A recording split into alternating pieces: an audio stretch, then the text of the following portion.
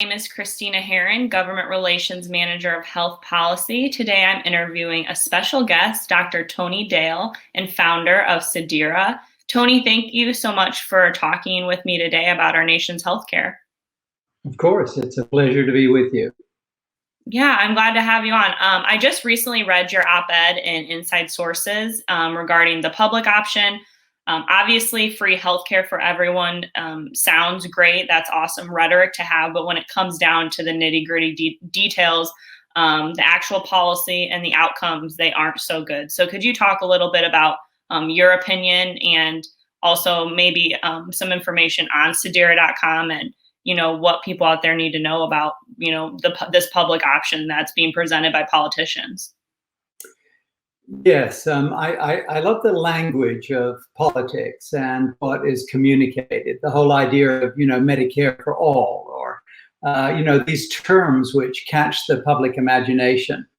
But yes, the sort of inherent lie in so much of this is that nothing's free. Right. And when we ask government to take over something as massive as the healthcare system, then we're certainly wise if we look at other countries that have already adopted that approach and try and see if what maybe is working, maybe is not working for them, whether or not it's likely to be a good option over here.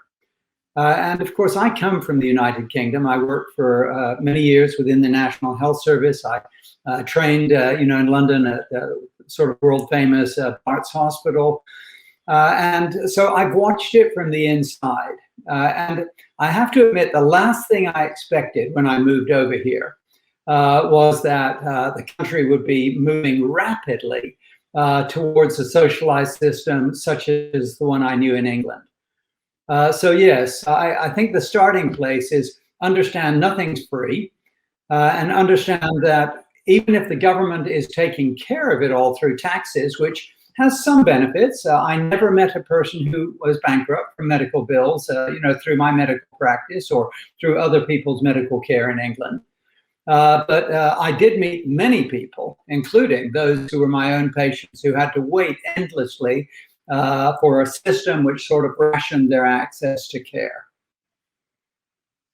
Sure. Well, I think your perspective is really important. And also, I want to note this for our listeners. There's a complete differentiation between quality, like actual health care that you receive, and then the payment process, so the insurance or however you pay for it. So they're completely separate, aspects of this whole healthcare, discussion. And I think that a lot of times politicians try to weave in between health insurance and who pays for it and how you rearrange, the chairs in a room versus the quality of care you get. Because in the United States, the quality care, that you get in the innovation and technology and advancements have been really phenomenal. We have some of the best care in the whole entire world, but the way in which we pay for it, there's a lot of debate on the best process of that. So I completely agree with you. There is no free lunch. It will in turn land on the taxpayer. And then there's another aspect to this too that we're seeing recently with the last COVID stimulus package that President Biden pushed through is the expansion of Medicaid. So I think that that is a stepping stone to a public option and to socialized medicine, and especially when a lot of the states were locked down and their state budgets aren't looking so great. This handout from the federal government that only is going to be around for a short period of time, and then unfortunately will fall. The rest of this, expansion of Medicaid in the state would fall on the taxpayer, is something that we're seeing. So do you have any thoughts on that, and any thoughts on, these stepping stones almost that the left is taking to move us to a public option? Yes, I guess I have a lot of thoughts on them, and it's a matter of how to collect that and communicate it succinctly in a way that will make sense to your listeners. I think the starting place is to understand that COVID has actually opened up all sorts of possibilities, both to government and to the private sector. So maybe if we started at the private sector, we could look and see that there's been tremendous innovation. So when you think in terms of the dramatic increase in telehealth, in the use of telemedicine, in not even just limiting this to sort of direct primary care and virtual primary care, as exciting as those options are, but beginning to see that many specialists are now beginning to see the power and the impact of the direct pay model, of rebuilding the doctor-patient relationship, including rebuilding the sort of financial component of that, that says that there's a mutual respect because there's a mutual exchange of value between the doctor and the patient. Something corrupting happens when you technically leave the money out, when someone else becomes the payer, whether that's the employer or the government, the insurance company, when the patient sort of stops caring because somebody else is paying, it changes the patient's perspective. When the doctor stops receiving, that they are now just an employee of something else. Most typically, 70% of doctors in this country are employees of the large hospital systems that they're within. So now you think about it, they're not handling the patient as someone with whom they have a direct relationship. Between them and the patient is their employer. And so they need to do what their employer says. You know, if you're a family doctor, but your practice is owned by the local hospital, really the local hospital is using you as a conduit to move people from relatively inexpensive primary care into much more expensive secondary and tertiary care within the hospital system.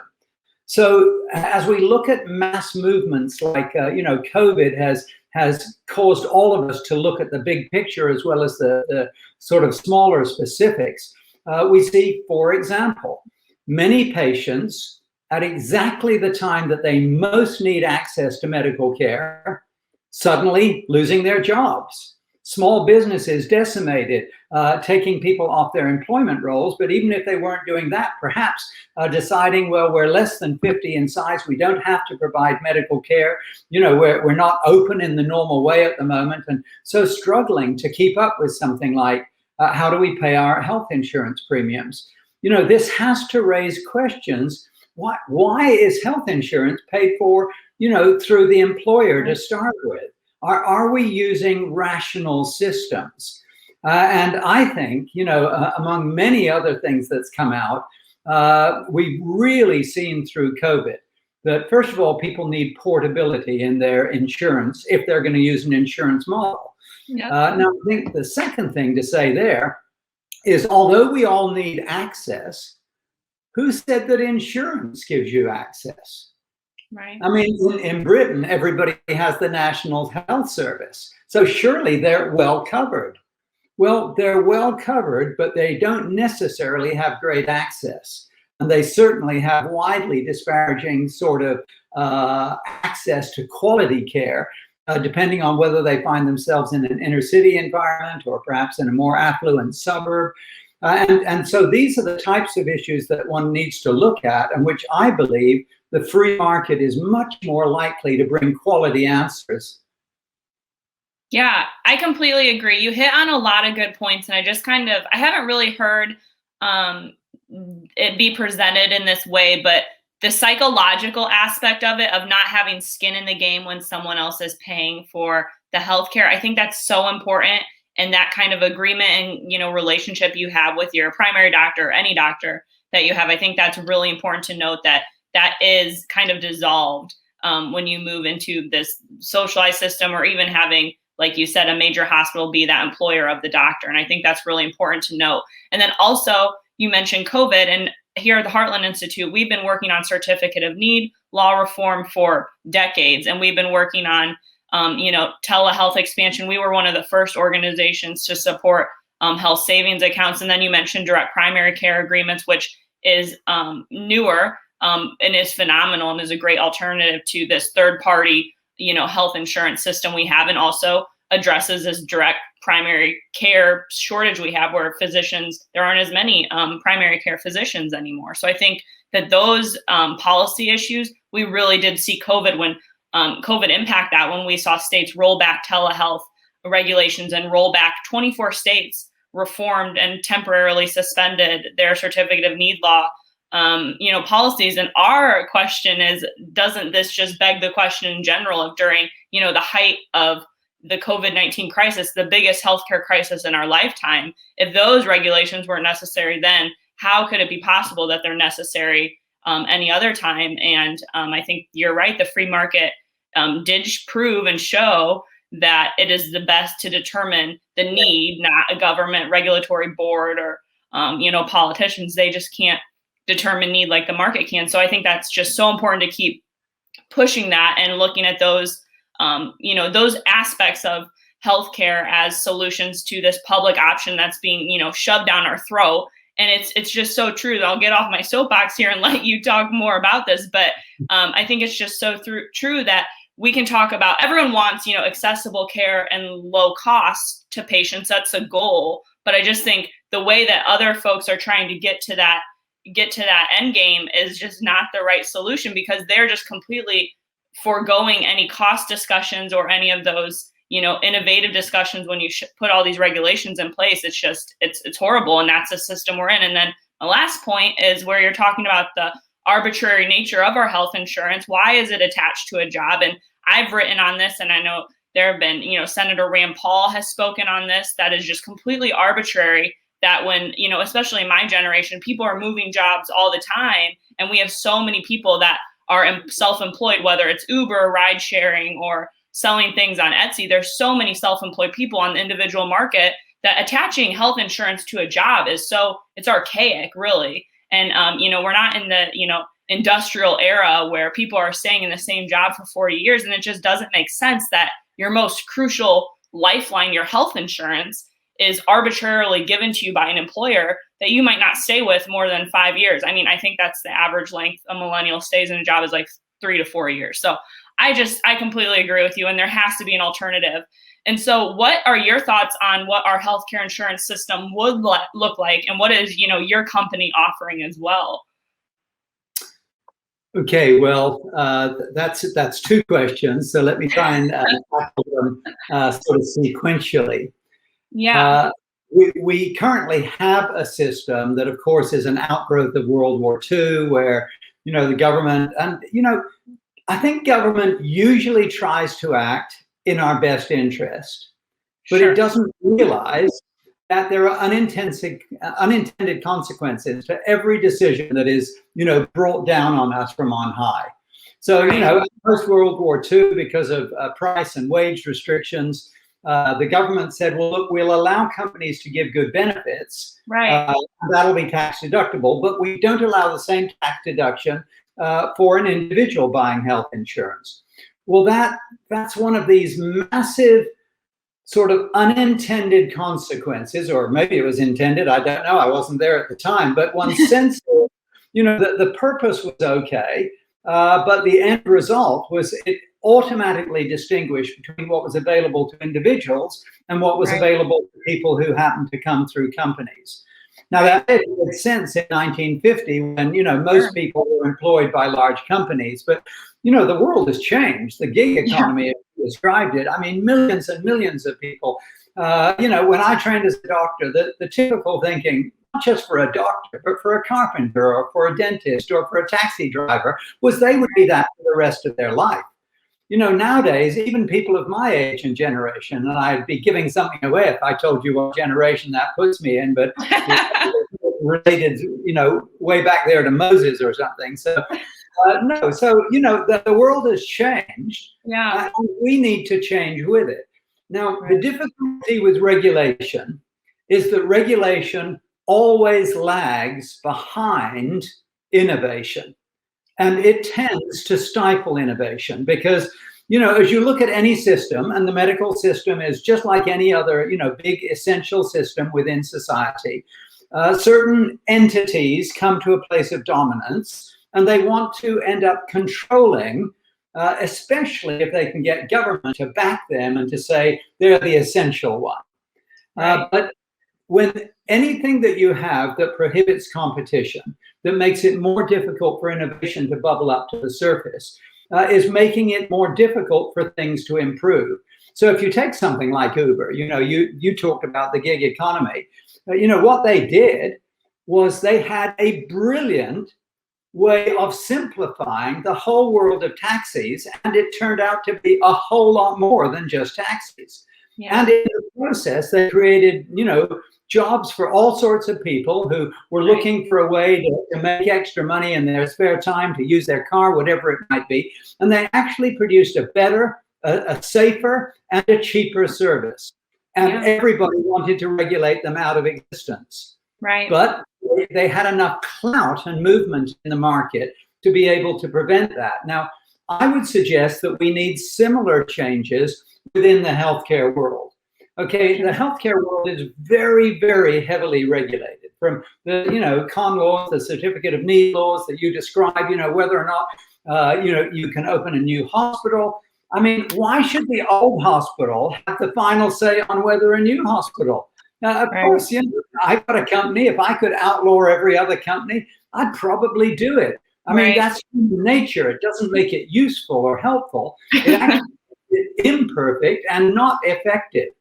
Right. So when we talk about what's going on in the insurance world and looking at where that's going, I think we have to have portability. We've got to be able to take whatever we have across state lines. We live in the United States. Yes, there are 50 different states and the District of, Columbia or whatever it may be. But essentially, we all view ourselves as Americans and with a freedom to move and to get new jobs. And so something as basic as healthcare absolutely should be able to move with us. Okay, now, on top of that, the employer wants a way usually to help people, but there's no specific reason why the employer should have an advantage that the gig economy worker does not have. And so there must be a way to level the playing field. And leveling the playing field may not mean that the answer is to give everybody the tax deduction, because in a funny way, the tax deduction actually favors those who pay the highest taxes. So I'm relatively well paid, and if I get a tax deduction on my health insurance, that benefits me more than it benefits the person who's poorer paid. And so it might be a good thing if we could find a way to level that playing field. And there are lots of economic policies that would move in that direction, where, in much the way that we as a society basically accept the idea of a graduated income tax, we're trying to help people get a foot up. Okay, so we can do that. Now, the next big thing beyond the sort of tax deductibility is, why would we then say that tax deductibility is only available in healthcare for something that the government calls a health plan? And that health plan can only be an insurance which has been approved by the government. We all need access to care, but who said that insurance gives us access? I mean, even if we look at what's gone on, since the Affordable Care Act came in 2010, many more people maybe have switched to the government rolls and become more dependent on government, but does the society as a whole genuinely have more access? I'm far from persuaded on that. And so what we're looking for is what gives people real access. Well, if we're willing to take any personal responsibility, which I honestly believe the vast majority of people are very willing to do. When I practiced as a family doctor in London, I worked in a very poor part of London. I watched the impact of sort of heavy-handed government involvement in all the social welfare and everything else. And basically, it seemed to sap the incentive out of people rather than help lift them up to a place where they would have the options and the initiative to do what you can do when you're a free agent making choices for yourself. So when we make those choices in healthcare, we might begin to choose that it's actually, for most people, probably more valuable to have access to a direct primary care physician than it is to have access to the type of insurance that's out there. I mean, the vast majority of people who have to be insured in this country now have a high deductible insurance plan that makes them essentially uninsured, even though they and their employer are contributing huge amounts of money into the coffers of the insurance company, but leaving 19 out of 20 people who are never going to hit their $5,000 deductible in any given year. Yeah, still having to pay that out of your pocket. So, into that, it's natural that things like my company, and you asked in terms of, what we're doing.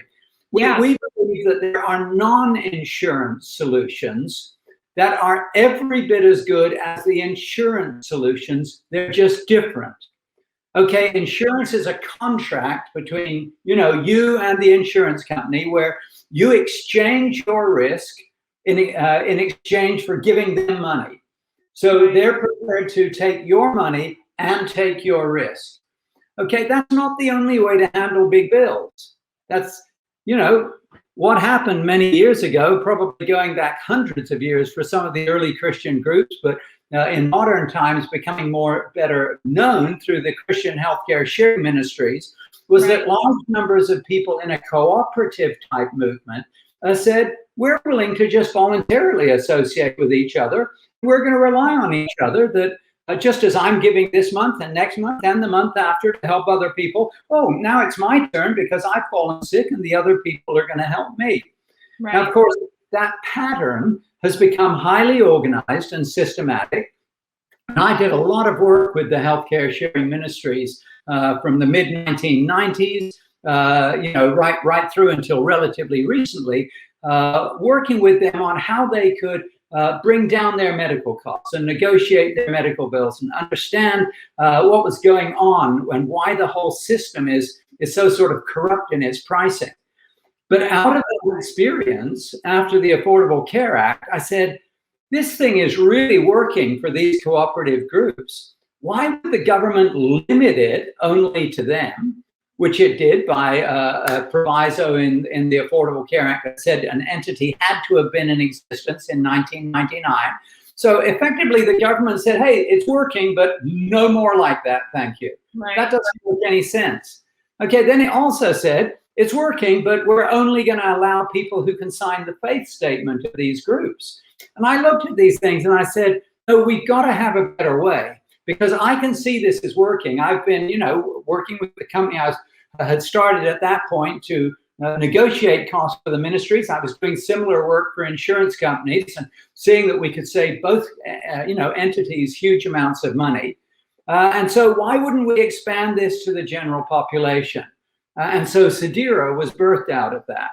And Sedera was an attempt to, was and is, it's a very active attempt. I mean, we've been very blessed. It's grown. We're working with, approaching 1,500 companies around the country. I think we're in 46 states, something like that. And what we're saying is, in this organized fashion, you can bring together large numbers of people who voluntarily make that individual choice that they want to be a part of a community, who choose to share each other's medical bills. And amazingly, the vast majority of people can be trusted. They say, I'm going to share something every month, and they commit to what they're going to share, and they actually share it. People sometimes say to me, oh, but Tony, what about the $1 million bills? And my answer is, well, what about them? I mean, the first thing about them is that they probably should have only been 250,000 instead of $1 million. And once one starts looking at that, that's an issue to look at. But sure, within these cooperative type movements where we all voluntarily, associate with each other and get engaged in a highly organized way in sharing each other's medical costs, but within a safe environment where we've watched it working and working well year after year with every bill being paid. So how's the landscape going to change? I'd like to think that over the next 5 to 10 years, we'll come to a tipping point where, having believed as a country that there was only one way, the insurance model, we'll say, oh no, there's room for all sorts of ways, and let's figure out what those look like in the modern sharing economy.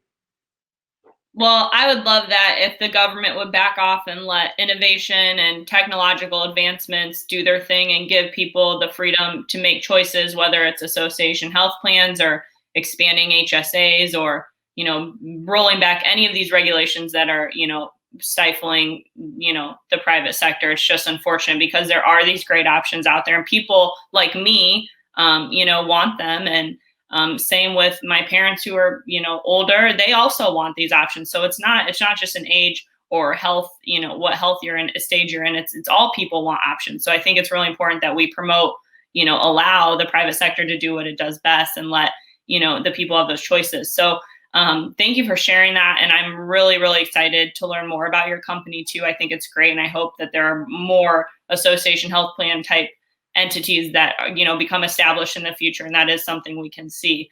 With that being said, is there any work that you've been doing these days, or anything that you want to share with our audience? Any way that our audience can also stay up to date with the work that you're doing?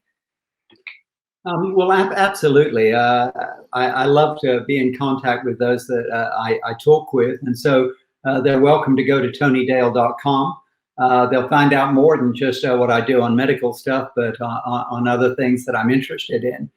But probably the biggest project I've been working on this last year is a concept of how do we really bring enough people into this emerging free market ecosystem.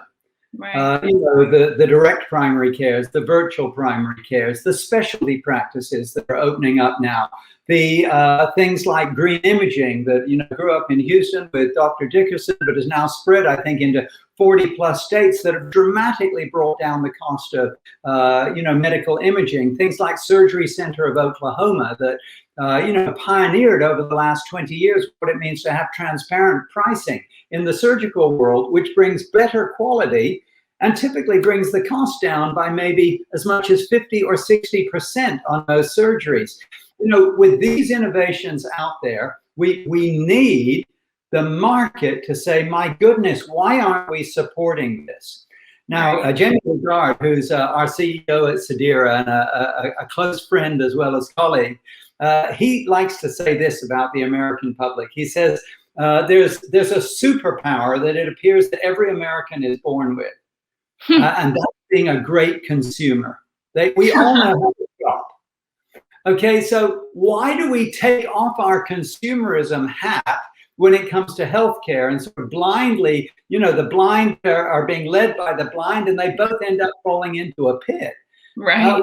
There are great answers out there. So about 18 months ago, I began to have a picture of what it would look like if we could motivate CEOs all over the country in companies, small, medium, large, individual gig workers, people responsible for thousands of people, to just say, I am going to make the decision that I am going to move all the healthcare spending that I have control over away from the dominant market, which is kind of a cartel in the way it functions, and into this emerging free market ecosystem where people can get fair pricing along with really high quality. So as I thought about this concept, what I did was I've written a book, which is actually technically being published a little bit later this month. Oh, great. It's called The Cure for Healthcare. It's already available on Amazon. Okay. And in The Cure for Healthcare, which we've subtitled An Old World Doctor, that's me from the United Kingdom, an old world doctor's prescription for the new world health system. Okay, there are already answers working out there. And what I've done in the book is I've told lots and lots of stories of friends and colleagues and the incredible things they're doing, the sort of new approaches to practice, the impact of the virtual care, the openness of the transparency movements. And when you see all of these happening, what you have in economic terms is we have a supply. We have lots of doctors who are beginning to understand the power of the free market. Right. But we also need a demand. You have to have the demand side as well as the supply side. I think the free market medical system is emerging. Now we need a demand which brings enough patients into it in such a way that it can grow and flourish. And the answer is the CEO. The CEO says, okay, I'm going to help my employees because I sort of direct where their healthcare spend happens. I'm going to open up direct primary care to them. We've got a joint venture that's emerging that we're going to be unfolding with Job Creators Network so that companies all over the country can begin to understand the impact of when the company decides to give the best possible medical care to its employees. It represents three things. It represents greater access, higher quality, and substantially lower cost. Right. Well, the greater access is relatively straightforward through virtual primary care and direct primary care. Let every employee have easy access to a family doctor who cares about them and who's bringing them to health rather than just dealing with them when they're sick.